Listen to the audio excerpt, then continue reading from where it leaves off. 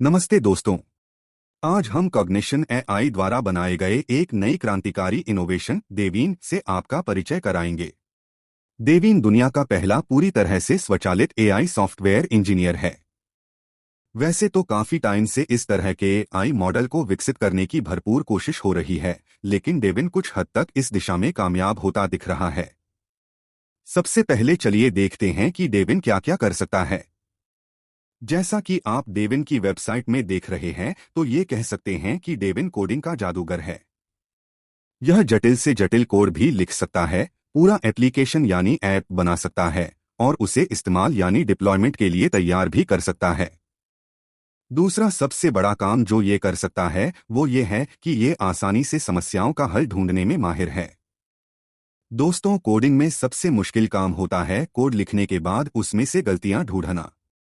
Code में कहाँ गड़बड़ी है, क्या दिक्कत है, जो एप्लीकेशन ठीक नहीं चल रहा, ये ढूंढना एक बड़ा सिरदर्द होता है किसी भी सॉफ्टवेयर डेवलपर के लिए। लेकिन देवीन ना सिर्फ उसे ढूंढ सकता है बल्कि उसका हल भी निकाल सकता है।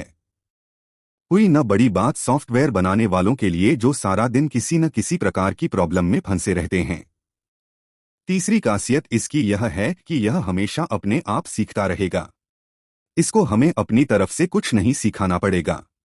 देवीन को वास्तव में आर्टिफिशियल इंटेलिजेंस की तकनीक से लगातार सीखने की क्षमता है। मार्केट में जितनी भी लेटेस्ट अपडेट आएंगी, देविन अपने आप हमारे कहे बिना खुद ही खुद को भी नई टेक्नोलॉजी से अपडेट करता रहेगा। ये थोड़ा ज्यादा हो गया है ना साथियों? चलिए अब ये देखते हैं कि क्या वाकई में देविन सॉफ्टवेयर इंजीनियरों की जगह ले लेगा। शायद अभी नहीं।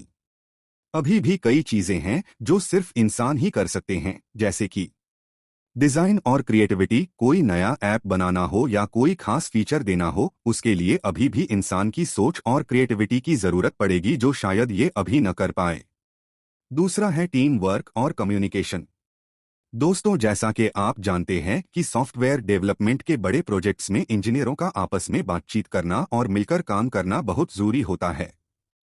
शायद बड़े प्रोजेक्ट्स में ये शुरुआत में सफल नहीं हो पाएगा, लेकिन हाँ, देविन सॉफ्टवेयर इंजीनियरों के काम को जरूर आसान बना सकता है।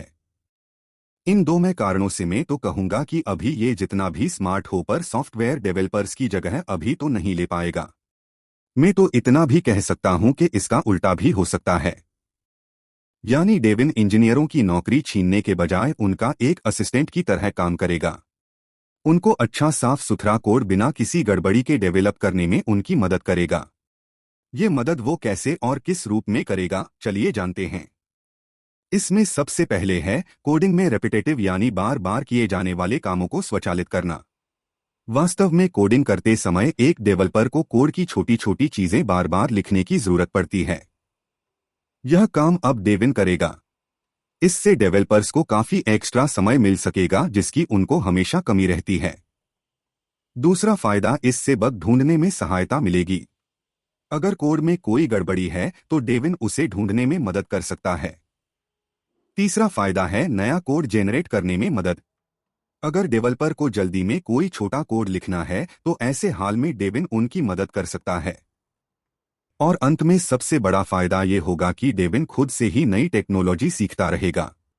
अभी तक यह होता आया है कि डेवलपर्स को समय समय पर नई टेक्नोलॉजी सीखनी पड़ती है खुद तो अपडेट रखने के लिए, जो बहुत मुश्किल काम है।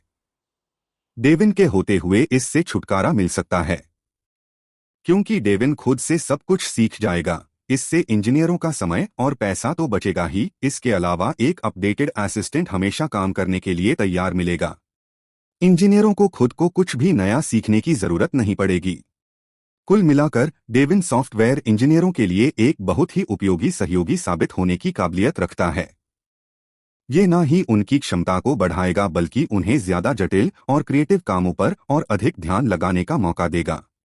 अंत में एक बात कहनी जरूरी है कि आज की टेक दुनिया में देविन जैसे एआई मॉडल भविष्य के सॉफ्टवेयर विकास की एक सुखद झलक दिखाते हैं, जिससे आने वाले समय में हम सबको बहुत फायदा होने वाला है।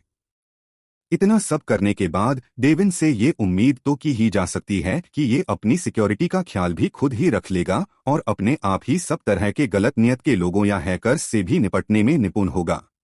दोस्तों, आपको यह वीडियो कैसा लगा?